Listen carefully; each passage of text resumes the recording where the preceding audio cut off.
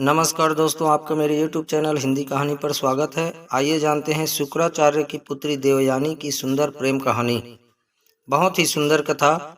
मित्रों, शुक्राचार्य की पुत्री देवयानी के प्रेम प्रसंग और विवाह की ये कहानी बहुत ही रोचक है। आइए ये पौराणिक कहानी सुनते हैं और पढ़ते हैं। प्राचीन काल में देवताओं और राक्षसों के कई युद्ध हुए। इन युद्धों में कभी देवता जीतते और कभी राक्षस। लेकिन एक समय ऐसा आया कि राक्षसों की शक्ति तेजी से बढ़ने लगी। इसका कारण था मृत संजीवनी विद्या। राक्षसों के गुरु शुक्राचार्य को भगवान शिव के आशीर्वाद से मृत संजीवनी विद्या का ज्ञान मिल गया था। अब युद्ध में जो राक्षस मर जाते, शुक्राचार्य उन्हें फिर से जीवित कर देते। देवताओं के लिए यह बड़ी समस्या बन गई। क्या उपाय किया जाए? देवताओं के गुरु बृहस्पति भी इस विद्या से अनजान थे। देव गुरु बृहस्पति को एक उपाय सूझा। उन्होंने अपने पुत्र कच से कहा कि वो जाकर गुरु शुक्राचार्य का शिष्य बन जाए और मृत संजीवनी विद्या सीखने का प्रयास करे। बृहस्पति जानते थे कि यह कार्य इतना आसान नहीं होगा। उन्होंने अपने पुत्र कच से कहा कि अगर वो किसी प्रकार शुक्राचार्य की सुंदर पुत्री देवयानी को प्रभावित या आकर्षित कर लेता है तो संभवतः काम आसान हो जाए। कच जाकर गुरु शुक्राचार्य का शिष्य बन गया। कच एक तेजस्वी युवक था। देवयानी कच को मन ही मन चाहने लगी, पर यह बात उसने किसी से कही नहीं। इसी बीच राक्षसों को यह बात पता चल गई कि देवताओं के गुरु का पुत्र कच शुक्राचार्य जी से शिक्षा ले रहा है। राक्षस समझ गए कि कच का उद्देश्य तो मृत संजीवनी विद्या का ज्ञान पाना है। राक्षसों ने निर्णय लिया कि कच का जीवित रहना विनाशकारी हो सकता है। अतः वो चुपचाप कच को मारने की योजना बनाने लगे। एक दिन राक्षसों ने कच को पकड़कर उसका वध कर दिया। देवयानी ने जब यह जाना तो उसने रो रो कर पिता से कच को पुनर्जीवित करने की याचना की। शुक्राचार्य देवयानी का कच के प्रति प्रेम समझ गए। हार कर उन्होंने कच को जीवित कर दिया। इस बात से राक्षस चिढ़ गए। उन्होंने कुछ दिन बाद पुनः कच को मृत्यु के घाट उतार दिया। लेकिन शुक्राचार्य भी क्या करते, पुत्री मोह में उन्हें पुनः कच को जीवित करना पड़ा। अब तो राक्षस क्रोधित ही हो गए। उन्होंने सोचा जो भी हो जाए कच को रास्ते से हटाना ही होगा। उन्होंने तीसरी बार कच को मार डाला। इस बार राक्षसों ने चालाकी की। राक्षसों ने कच को मारकर उसके शरीर को जला दिया और राख को एक पेय पदार्थ में मिलाकर अपने गुरु शुक्राचार्य को ही पिला दिया। राक्षसों ने सोचा चलो अब तो छुट्टी हो गई कच की। लेकिन देवयानी ने जब कच को कहीं न पाया तो समझ गई कि क्या हुआ होगा। देवयानी ने पुनः अपने पिता शुक्राचार्य से विनती की कि वो कच का पता करें। शुक्राचार्य महान ऋषि थे। उन्होंने अपने तपोबल की शक्ति से कच का आवाहन किया तो उन्हें खुद के पेट से कच की आवाज आई। शुक्राचार्य दुविधा में पड़ गए। अगर वो कच को जीवित करते हैं तो वो स्वयं मर जाएंगे। अतः उन्होंने कच की आत्मा को मृत संजीवनी का ज्ञान दे दिया। कच अपने गुरु शुक्राचार्य का पेट फाड़कर बाहर आ गया और शुक्राचार्य जी मर गए। कच ने मृत संजीवनी विद्या का प्रयोग किया और गुरु शुक्राचार्य को जीवित कर दिया। कच ने शुक्राचार्य को जीवित करके शिष्य के धर्म को निभाया। अतः शुक्राचार्य ने कच को आशीर्वाद दिया। देवयानी कच को देखकर अत्यंत प्रसन्न हुई और उसने कच से विवाह करने की इच्छा जताई। जवाब में कच ने सत्य का उद्घाटन किया कि यहाँ आने का उसका उद्देश्य मृत संजीवनी विद्या का ज्ञान तो पूरा हो चुका। अब वो वापस देवलोक जा रहा है। इसके साथ ही कच ने यह भी कहा कि चूंकि वो शुक्राचार्य के पेट से निकला है, अतः शुक्राचार्य उसके पिता समान हुए। इस प्रकार देवयानी कच्छ की बहन हुई, इसलिए वो अपनी बहन से शादी कैसे कर सकता है। देवयानी को इस बात से गहरा आघात पहुंचा। क्रोध और शोक में देवयानी ने कच्छ को श्राप दिया कि वो कभी भी मृत संजीवनी विद्या का प्रयोग नहीं कर पाएगा। कच्छ इस बात से चकित रहा गया। चिढ़कर उसने भी देवयानी को श्राप दिया कि वो जिस भी व्यक्ति से विवाह करेगी उसका चरित्र अच्छा नहीं होगा। कच्छ के चले जाने के बाद देवयानी व्यथित मन से जीवन व्यतीत करने लगी। एक दिन देवयानी राजकुमारी शर्मिष्ठा के साथ वन में स्नान करने गई। राजकुमारी शर्मिष्ठा असुर राजा वृषपर्वा की पुत्री थी। राजा वृषपर्वा गुरु शुक्राचार्य का बहुत सम्मान करते थे और उन्हें मुख्य सलाहकार नियुक्त किए थे। इसी कारण देवयानी और शर्मिष्ठा में पहचान और दोस्ती थी। जब लड़कियां स्नान कर रही थी तो जोर से हवा चली, जिससे नदी के बाहर रखे उनके सूखे कपड़े इधर उधर बिखरने लगे। जब देवयानी ने नदी से बाहर आकर कपड़े पहने तो गलती से उसने शर्मिष्ठा के वस्त्र पहन लिए। हवा की वजह से सब कपड़े आपस में मिल गए थे, अतः देवयानी से यह भूल हो गई। शर्मिष्ठा ने जब यह देखा कि देवयानी ने उसके वस्त्र पहन लिए तो उसने चिढ़कर कहा, राजकुमारी के कपड़े पहनने से तुम राजकुमारी नहीं बन जाओगी। तुम्हारे पिता मेरे पिता के सेवक ही हैं, तो तुम भी सेविका ही हो। देवयानी एक अति सुंदर युवती थी। राजकुमारी के वस्त्र पहनने से उसकी सुंदरता और भी बढ़ गई थी।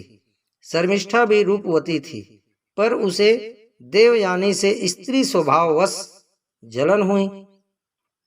स्नान करके लौटते समय गुस्से और जलन से भरी शर्मिष्ठा ने देवयानी को एक सूखे कुएं में धकेल दिया और अपनी दासियों के साथ वापस नगर आ गई। कुआं बहुत गहरा नहीं था, अतः देवयानी बच तो गई, लेकिन वो उस कुएं से बाहर नहीं निकल पाई।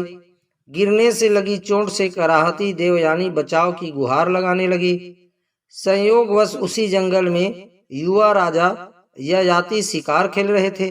राजा ययाति महान प्रतापी राजा नहुस के पुत्र थे। जब ययाति कुएं के पास से गुजरा तो उन्होंने देवयानी की करुण पुकार सुनी। राजा ययाति ने देवयानी का हाथ पकड़कर कुएं से बाहर निकालकर उसकी प्राण रक्षा की। राजा ययाति एक सुदर्शन पुरुष थे। उनके सुंदर व्यक्तित्व से देवयानी प्रभावित होकर बोली, आपने मेरा हाथ पकड़ा ही है तो अब छोड़िए नहीं, आप मुझे पत्नी रूप में स्वीकार कीजिए। ययाति भी देवयानी के रूप यौवन पर मुग्ध थे। जब उन्हें पता चला कि देवयानी गुरु शुक्राचार्य की पुत्री हैं तो वो असमंजस में पड़ गए। ययाति ने देवयानी से कहा कि यद्यपि वो देवयानी से विवाह करना चाहते हैं, पर गुरु शुक्राचार्य को यह संबंध स्वीकार नहीं होगा, अतः मैं यह विवाह करने में असमर्थ हूँ। यह कहकर दुखी मन से राजा ययाति ने देवयानी से विदा ली। जीवन में पुनः दूसरी बार देवयानी का तिरस्कार हुआ। अपमान, दुख, शोक के सागर में डूबी देवयानी वहीं कुएं के पास बैठकर रोने लगी। उधर जब शाम ढले देवयानी जंगल से वापस नहीं आई तो शुक्राचार्य जी को चिंता हुई। शुक्राचार्य देवयानी को खोजने निकल पड़े। वन में जब उन्हें देवयानी मिली तो उसकी हालत देखकर उन्हें बहुत दुख हुआ। देवयानी के कपड़े गंदे, शरीर में चोट लगी और सुंदर मुख अश्रुओं में डूबा हुआ था। अपनी प्रिय पुत्री की यह दशा देखकर शुक्राचार्य बहुत दुखी हुई। उन्होंने देवयानी से पूछा कि उसकी इस दयनीय स्थिति के लिए कौन उत्तरदायी है। देवयानी ने राजकुमारी शर्मिष्ठा की बात बताई और कहा कि राजकुमारी ने मुझे एक सेवक की पुत्री कहा और मेरा अपमान किया। मैं यहाँ से तब तक नहीं हिलूंगी जब तक राजकुमारी शर्मिष्ठा मेरी दासी नहीं बन जाती। यह एक अवांछित इच्छा थी, पर गुरु शुक्राचार्य इस स्थिति में अपनी प्रिय पुत्री को न कैसे कहते। शुक्राचार्य ने राजा वृषपर्वा को संदेश भेजा कि वो उनके राज्य में वापस ही नहीं लौटेंगे। अगर देवयानी की इच्छा अनुसार राजकुमारी शर्मिष्ठा देवयानी की सेविका नहीं बनी तो राजा वृषपर्वा यह बात जानते थे कि गुरु शुक्राचार्य के बिना असुरों का पतन निश्चित था। राजकुमारी शर्मिष्ठा भी यह बात जानती थी। अतः अपने वंश और राक्षस जाति के लिए उसने आखिरकार देवयानी की सेविका बनना स्वीकार कर लिया। दिन बीतने लगे। एक दिन देवयानी उसी वन में घूम रही थी कि पुनः उसकी मुलाकात राजा ययाति से हो गई। देवयानी और ययाति दोनों एक दूसरे को देखकर अत्यंत प्रसन्न हुए। इस बार देवयानी ययाति को अपने साथ लेकर पिता शुक्राचार्य के पास पहुंची और ययाति से विवाह करने की इच्छा व्यक्त की। गुरु शुक्राचार्य ने देवयानी की इच्छा स्वीकार की, पर उन्होंने ययाति के सामने शर्त रखी कि जीवन में कभी भी ययाति की वजह से देवयानी की आंख से एक भी अश्रु बहना नहीं चाहिए। ययाति ने यह शर्त सहर्ष मान ली। अतः देवयानी और ययाति का विवाह हो गया। देवयानी से विवाह के बाद राजा ययाति वापस अपने राज्य प्रतिष्ठानपुर, जिसको वर्तमान में इलाहाबाद अर्थात प्रयागराज कहते हैं, वहां वापस लौट गए और आनंद पूर्वक जीवन व्यतीत करने लगे। देवयानी के साथ सेविका राजकुमारी शर्मिष्ठा भी आई थी। दासी होने के बावजूद चूंकि शर्मिष्ठा एक राजकुमारी थी, अतः उसे भी रहने के लिए एक अच्छा महल दे दिया गया था। एक दिन शर्मिष्ठा अपने उद्यान में घूम रही थी कि उसका सामना उधर से गुजरते राजा ययाति से हो गया। कच्छ के श्राप का असर कहें या शर्मिष्ठा की सुंदरता या विधि का खेल, राजा ययाति शर्मिष्ठा की सुंदरता पर मोहित हो गए। शर्मिष्ठा भी ययाति की ओर आकर्षित थी। शर्मिष्ठा ने ययाति से विनती की कि वो उसकी भावनाओं का सम्मान करते हुए उससे विवाह कर ले।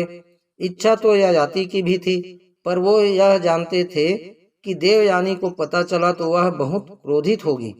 देवयानी को कष्ट हुआ तो गुरु शुक्राचार्य का रोष ययाति पर टूटेगा। शर्मिष्ठा ययाति से कहती है, राजधर्म के अनुसार यह बात जरा भी अनुचित नहीं कि एक राजा एक राजकुमारी से विवाह कर ले। अगर दोनों के मन में एक ही भाव हो तो हम दोनों के मन में एक ही भावना है, इसलिए हमें निसंकोच विवाह कर लेना चाहिए। आखिरकार ययाति शर्मिष्ठा की बातों से निरुत्तर हो गए और दोनों ने गुपचुप गंधर्व विवाह कर लिया। कुछ दिन बाद देवयानी गर्भवती हुई और उसके 2 पुत्र हुए, यदु और तुर्वस्तु। उधर शर्मिष्ठा ने भी 3 पुत्रों को जन्म दिया, पुरु, अनु और द्रुह्यु। देवयानी को जब पता चला कि शर्मिष्ठा के पुत्रों के पिता ययाति है तो उसने यह बात शुक्राचार्य से बताई। क्रोधित शुक्राचार्य ने राजा ययाति को श्राप दे दिया कि वो तुरंत ही एक वृद्ध पुरुष बन जाए। देवयानी ने जब देखा कि उसका युवा सुंदर पति अब एक कुरूप बूढ़ा व्यक्ति हो गया है तो उसे कष्ट हुआ। देवयानी ने पिता शुक्राचार्य से विनती की कि वो अपना श्राप वापस ले ले। शुक्राचार्य बोले, मेरा श्राप तो वापस नहीं हो सकता। हाँ, अगर ययाति का कोई पुत्र अपनी इच्छा से अपना यौवन ययाति को दे दे तो ययाति फिर से युवा हो जाएगा। भोग में डूबे ययाति का मन यौवन के आनंद से भरा नहीं था। वो बड़े आत्मविश्वास से अपने बड़े पुत्र यदु के पास गया और यौवन देने की बात कही। यदु ने ययाति को मना कर दिया। इसी प्रकार तुर्वस्तु, अनु, द्रुह्यु ने भी ययाति के आग्रह को ठुकरा दिया। अंत में अब ययाति ने अपने सबसे छोटे पुत्र पुरु से याचना की। पुरु ने सहर्ष अपने पिता की बात मान ली और यौवन दे दिया। उसी पल ययाति पुनः युवा बन गए और पुरु एक वृद्ध व्यक्ति बन गया। ययाति ने आनंद पूर्वक 100 साल तक यौवन का उपभोग किया। 100 वर्ष पूरे होने के बाद भी ययाति ने जब अपने को असंतुष्ट पाया तो वह सोच में पड़ गया। उसे समझ आया कि इच्छाओं का कोई अंत नहीं है। लाख मन की कर लो मगर फिर भी कोई नई इच्छा पैदा हो ही जाती है। ऐसे कामनाओं के पीछे भागना व्यर्थ है। अतः ययाति ने अपने पुत्र पुरु के पास वापस जाकर उसे उसका यौवन वापस करने की सोची। जब पुरु को अपने पिता ययाति की इच्छा पता चली तो उसने कहा, अपने पिता की आज्ञा का पालन तो मेरा कर्तव्य था। आप अगर चाहें तो कुछ समय और आनंद भोग करें, मुझे कोई कष्ट नहीं है। ययाति ने जब यह बात सुनी तो उन्हें बहुत ग्लानि हुई। ययाति पुरु की उदारता से बहुत प्रभावित हुए और सबसे छोटा होने के बावजूद उन्होंने पुरु को अपना उत्तराधिकारी घोषित कर दिया। ययाति ने पुरु को उसका यौवन वापस लौटा दिया। पुनः वृद्ध रूप में आकर ययाति देवयानी और शर्मिष्ठा के साथ राज्य छोड़कर वानप्रस्थ हो गए। आगे चलकर राजा ययाति के 5 पुत्रों ने 5 महानतम वंश का निर्माण किया, जो इस प्रकार है। राजा यदुवंश और जो यादव कहलाए, राजा तुर्वस्तु यवनवंश अर्थात तुर्क, राजा अनु मलेक्ष वंश ग्रीक, राजा द्रुह्यु भोजवंश और राजा पुरु पौरव वंश या कुरुवंश। कच्छ, देवयानी और शर्मिष्ठा देवयानी की इस रोचक कहानी को आप कृपया व्हाट्सएप फेसबुक पर अवश्य शेयर करें और जिससे इस सुंदर कहानी को अन्य लोग भी जान सके और समझ सके। मित्रों, आपको यह सुंदर जानकारी और कथा अच्छी लगी तो लाइक और शेयर अवश्य करें। इसी प्रकार की सुंदर और अच्छी कथा और कहानियों के लिए आप मेरे YouTube चैनल हिंदी कहानी को सब्सक्राइब अवश्य करें। आप हमेशा खुश रहें, मुस्कुराते रहें। जय जय श्री राधे कृष्ण।